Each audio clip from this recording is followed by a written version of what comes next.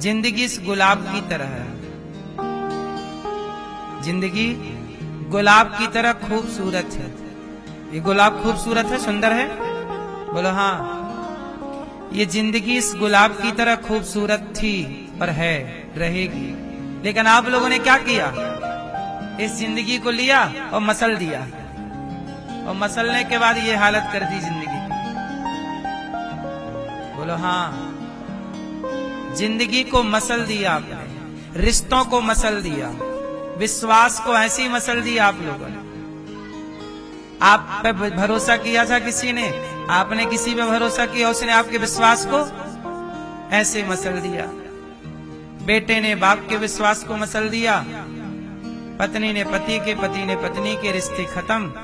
ये हो गया। अब आप रो रहे हैं, महाराज जी हम बड़े परेशान हैं, डिप्रेशन में। यही तो डिप्रेशन है। आपने जिंदगी बिंदास जी होती, जिंदगी को समझा होता, तो जिंदगी की ये हालत ना होती, ये स्थिति। ये जिंदगी खूबसूरत थी, खूबसूरत ही रहती है। आपने मसल क्यों दिया? क्या जरूरत थी इतना टेंशन लेने की? क्या आपको भगवान पे भरोसा नहीं है? टेंशन है आपको, क्या होगा, क्या होगा, क्या होगा, क्या होगा? तुम्हारे सोचने से क्या होगा? चाहने से क्या होगा? कुछ मत चाहो, कुछ मत सोचो। जो होगा उसे आप रोक नहीं सकते, और जो हो रहा है उसे आप बदल नहीं सकते। होनी आपके हाथ में बिल्कुल नहीं है। इसलिए कहता हूं, चुपचाप ईश्वर का खेल देखते रहो। और जब खेल देखना ही है तो रोकर क्यों, परेशान होकर क्यों? स्माइल के साथ। राम वनवास गए, चलो बताओ, क्या राम का वनवास टल सकता था? उत्तर नहीं। तो राम को पता लग गया कि अब मुझे वनवास जाना है, तो राम जी वनवास रोकर नहीं गए। जाना ही है, काटना ही है वक्त, तो रोकर क्यों काटे? स्माइल के साथ, प्रसन्नता के साथ। बोलो हाँ।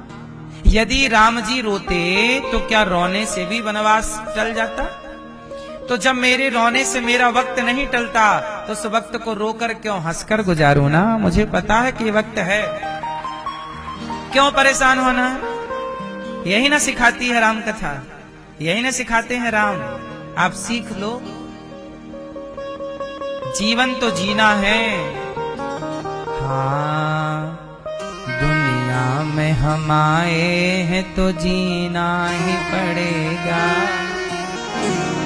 जीवन है अगर जहर तो पीना ही पड़ेगा। मीरा पी गई, राणा ने विष दिया मानो अमृत पिया। मीरा रानी दीवानी कहाने लगी, वो तो गली गली हरि गुण। इसलिए मेरी मां, जीवन यदि जहर है तो है तो है। अब उसे क्या करोगे? कांटा है तो है, अब उसके संग रहना है आपको। आपकी सास बुरी है तो है, बहू बुरी है तो है, पति बुरा है तो है, बेटा बुरा है तो है। अब करो, बदल तो नहीं सकते ना। आप के साथ जो है वो है। उसे अयोध्या में कैकई है तो है, भगा नहीं सकते कि नहीं कैकई को नहीं रखेंगे। अयोध्या में केवल कौशल्या मैया रहेंगी, सुमित्रा मैया रहेंगी, राम रहेंगे, कैकई की कोई जगह नहीं। कैकई भी रहेगी, आप भगा नहीं सकते। बोलो हाँ। गुलाब में गुलाब रहेगा, गुलाब के पेड़ पर कांटे भी रहेंगे। कौन रहेगा? कौन रहेगा?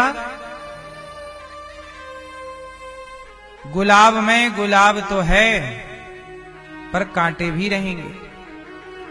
बात समझ में आई? कांटे को आप हटा नहीं सकते। आप जाइए किसी गुलाब के पेड़ पर, सारे कांटे तोड़ दीजिए। कितने कांटे तोड़ोगे? किस किस पेड़ के कांटे तोड़ोगे? प्रकृति फिर कांटे भर देगी। बोलो हाँ कि ना? इसलिए मेरी माँ, जो जैसा है उसे वैसा ही रहने दो। कांटे को कांटा रहने दो, गुलाब को, बुरे को बुरा रहने दो, अच्छे को। आपको इस अच्छाई बुराई के ही इस समुद्र में रहना पड़ेगा। अच्छाई और बुराई से भरे संसार में ही आपको रहना पड़ेगा। इसलिए परेशान होकर क्यों रहना? जब रहना ही है तो प्रसन्न होकर के रहा जाए, परेशान होकर के क्यों?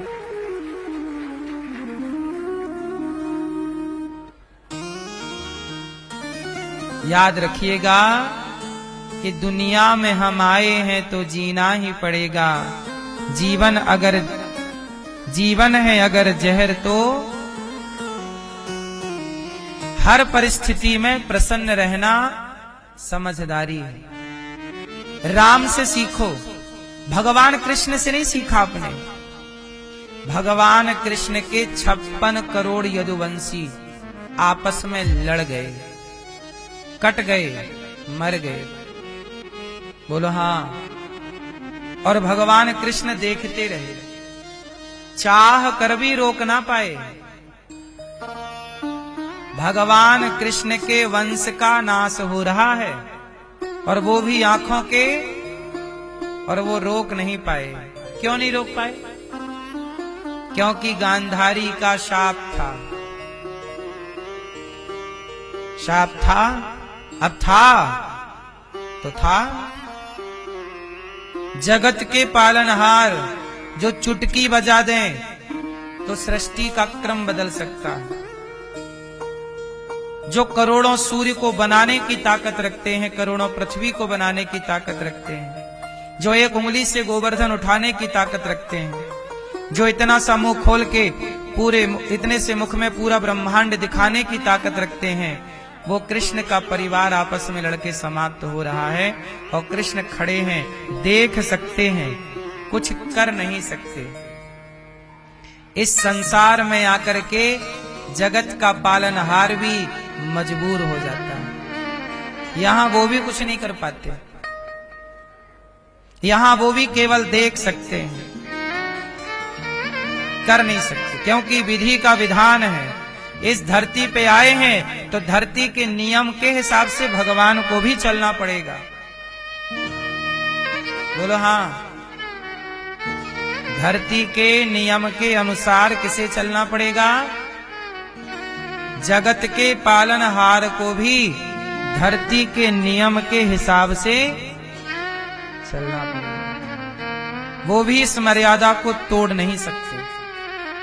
इसलिए जब जगत के परमात्मा विधाता परमेश्वर इस विधि के विधान का मान रखते हैं तो हम कैसे तोड़ सकते हैं इस जंजीर को?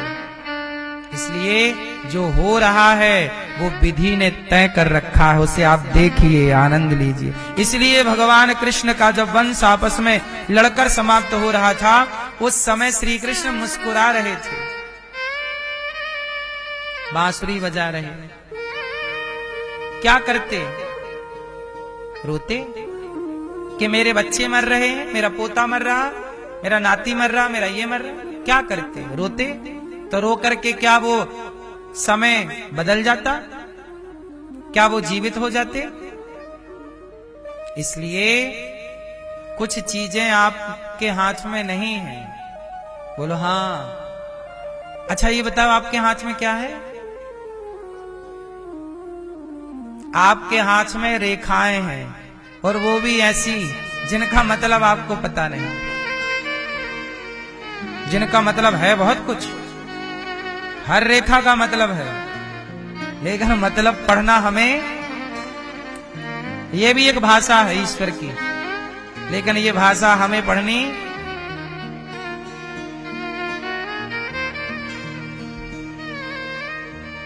इसलिए कहते हैं कि जब हाथ में लिखा सब है, पढ़ना नहीं आता, तो समझ लो कि जो लिखा है वो हो रहा है। तुम अच्छा काम करते रहो, तुम ईमानदारी से अपने लक्ष्य को प्राप्त करते रहो, धर्म पर अडिग होकर चलते रहो। आगे क्या होगा छोड़ दो। अब सौंप दिया इस जीवन का सब भार, तुम्हारे हाथों में है जीत, तुम्हारे हाथों में है हार। तुम्हारे मेरा निश्चय बस एक यही, एक बार तुम्हें पा जाऊं मैं, अर्पण कर दूं दुनिया भर का सब प्यार तुम्हारे। जो जग में रहूं तो वैसा रहूं, जैसे जल में कमल का फूल रहे, मेरे सब गुण दोष समर्पित हों भगवान तुम्हारे। जीवन का सार समझ लो तो सबको समझ में आएगा। जन्माद्यस्य यतोऽन्वयादितरतश्चार्थे स्वभिज्ञः स्वराट्, तेने ब्रह्म हृदय आदि कवये मुह्यन्ति यत्सूरयः। तेजो वारि मृदाम यथा विनिमयो यत्र त्रिसर्गो मृषा, धाम्ना स्वेन सदा निरस्तकुहकं सत्यं परं धीमहि। धर्मः प्रोज्झितकैतवोऽत्र परमो निर्मत्सराणां सताम्, वेद्यम वास्तवमत्र वस्तु शिविदम तापत्रयोन्मूलनम्। श्रीमद्भागवते महामुनिकृते किंबा परैरीश्वरः, सद्यो हृदय वरुध्यतेऽत्र कृतभिः शुश्रूषुभिस्तत्क्षणात्। इसलिए मेरी माँ, जिंदगी बिना टेंशन बिना डिप्रेशन के जिया करो। जो हो रहा है उसका आनंद लो। किसी की मृत्यु आप टाल नहीं सकते, तो फिर रोना क्यों? उस परिस्थिति में भी ईश्वर की लीला देख करके भीतर भीतर प्रसन्न रहा करो। बाहर बाहर थोड़ा आंसू बहा सकते हैं दुनिया के व्यवहार के लिए, क्योंकि नहीं रोएंगे तो भी लोग कहेंगे देखो मर गई है, रो नहीं रही है। तो सब तरफ देखना पड़ता है व्यवहार वगैरह भी। अब देखो भैया हमारे पूरा व्यवहार पूरा कर रहे हैं, आते ही सोने लग गए।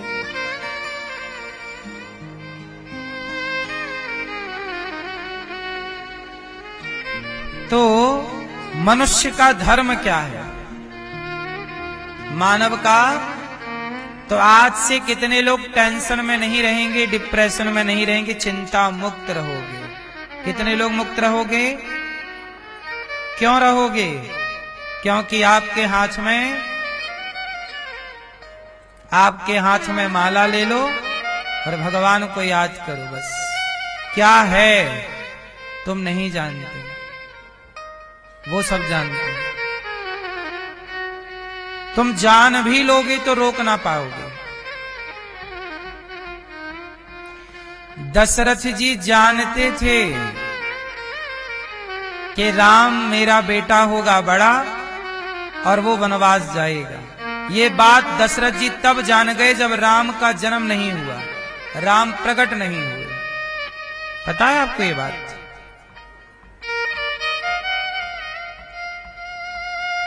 दशरथ जी एक दिन परेशान थे तो गुरुजी के पास गए। गुरुजी वशिष्ठ जी, गुरुजी क्या मेरे बेटा नहीं होगा? वशिष्ठ जी त्रिकालज्ञ थे। वशिष्ठ जी ने कहा दशरथ जी आपके एक नहीं, दो नहीं, तीन नहीं, 4 पुत्र होंगे। अच्छा गुरुजी कब होंगे? समय आएगा तो। अच्छा तो मेरा बड़ा पुत्र क्या होगा, कैसा उसका, और मझला पुत्र क्या होगा, छोटा क्या होगा, सब कैसे कैसे जरा सबके बारे में बताओ। तब गुरु वशिष्ठ जी ने कहा कि आपके जो बड़े पुत्र होंगे वो साक्षात श्री हरि ही आपके पुत्र रूप में प्रकट होंगे और वो आपको छोड़ करके 14 वर्ष के लिए वनवास जाएंगे।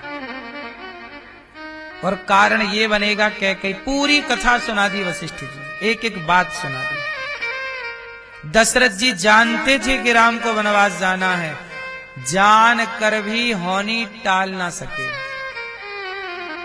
होनी तो होके रहे, अनहोनी ना होए।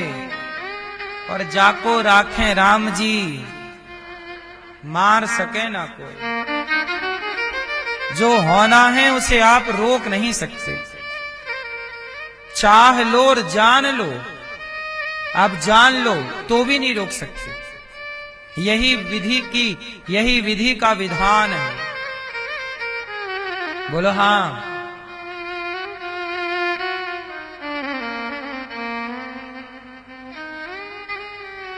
कहा जाता है कि वह माता के बारे में सुना आपने? वह माता एक ऐसी कथा है कि जो हम सबका भाग्य लिखती है ना, उन्हें वह माता कहते हैं। तो किसी ने कहा कि जब वह माता हम सबका भाग्य लिखती हैं, तो ऐसा लिखती हैं जब उन्होंने अपने बच्चों का भाग्य लिखा होगा तो कितना बढ़िया लिखा होगा। तो बता दिया कि उनके वह माता के बेटी का जब उन्होंने भाग्य लिखा तो क्या लिख दिया कि इसके बेटे से ही इसका विवाह होगा। मतलब विवाह किसका होगा? मां बेटे का। अब वह माता ने लिख दिया। ये किसका भाग्य लिख रही हैं? अपनी बेटी का। कौन लिख रहा? वो जो सबके भाग्य को लिखने बैठती हैं। खुद की बेटी का भाग्य लिखा तो क्या लिख दिया कि बेटी का विवाह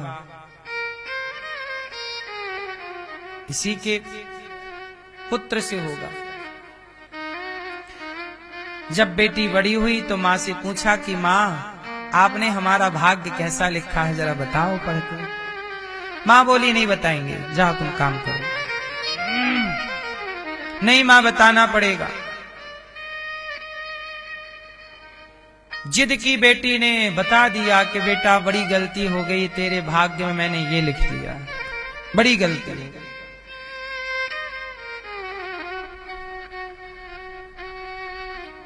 चली गई वो लड़की, चली गई कि मैं किसी पुरुष का दर्शन ही नहीं करूंगी।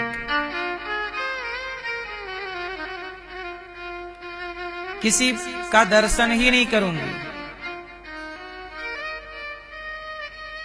कहा जाता है कि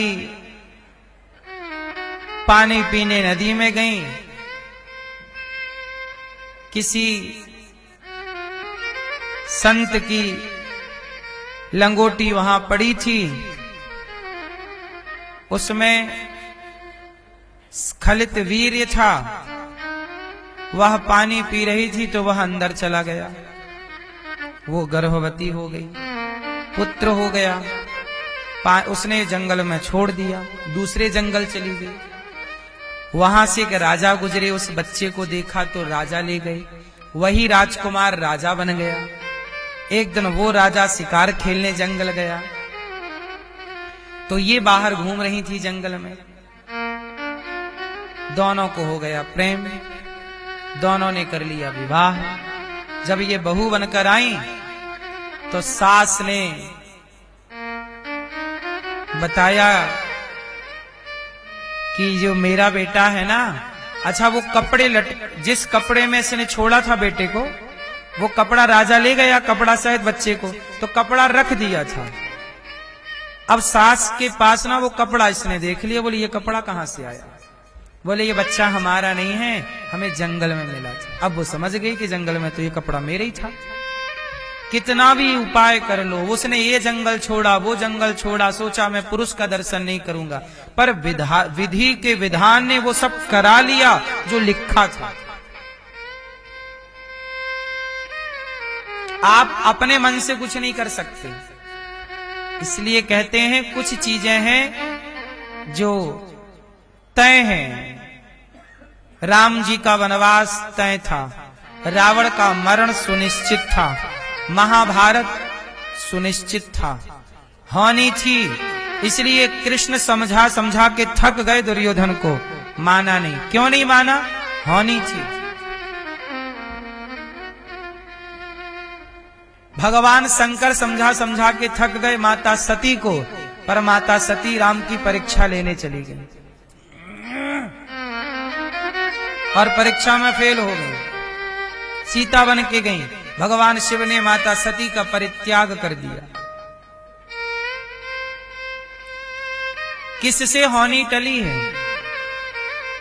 क्या शिव टाल पाए? स्वयं राम टाल पाए? कौन टाल पाया? इसलिए आप लोग बिंदास जिंदगी जिया करो। जो लिखा है हम वही कर रहे हैं जो पहले से लिखा है। आप वृंदावन आए, क्यों आए? वृंदावन का दाना पानी लिखा था आपका, इसलिए आप खाने पीने आ गए। उतने ही दिन रहोगे जितने दिन का यहां दाना पानी खत्म हो जाएगा, तुरंत आपको जाना पड़ेगा। एक राजा था,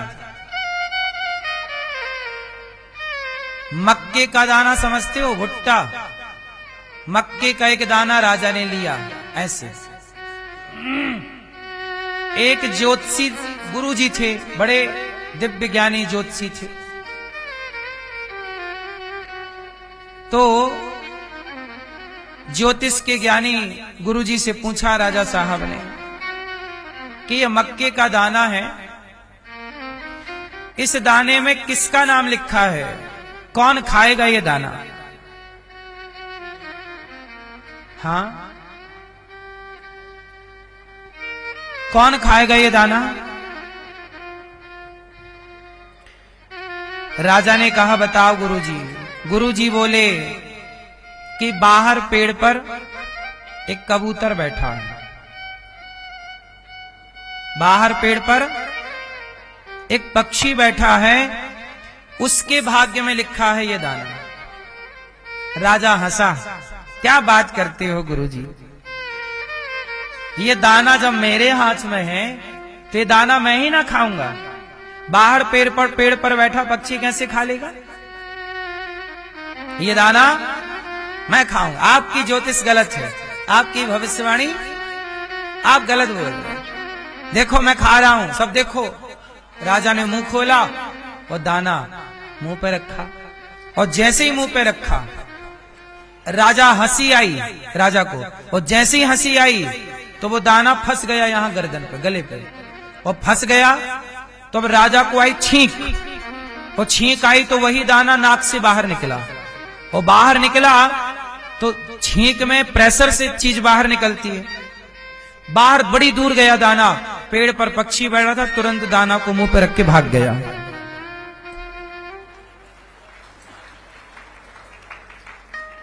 अर्थ इसका क्या हुआ? भाव इसका ये हुआ कि दूसरे के भाग्य का खा भी लोगे तो बाहर आ जाएगा। कई बार आप लोगों को उल्टी हो जाती है, काहे हो गई? किसी का खा गए होगे तो निकालना पड़ रहा है। तुम्हारे भाग्य का ही तुम्हें पचेगा। दूसरे के भाग्य का आदमी हड़प जरूर लेता है। भाई की जमीन हड़प ली, पड़ोसी की जमीन हड़प ली, उसका ले लिया, कितना भी ले लो, पचेगा उतना ही जितना आपके भाग्य का था। एक दाना भी एक्स्ट्रा आप ग्रहण नहीं कर सकते। सही है कि गलत है? इसलिए चोर ले जाए परेशान ना हो, अपनी सुरक्षा करो, ताला लगाओ, मजबूती से रखो सामान, पर कोई ले जाए तो रोने की जरूरत नहीं है। वो उसके भाग्य का था, वो आप सुरक्षा रखो, अपनी चौकसी रखो, जिम्मेदारी रखो, लापरवाही ना करना।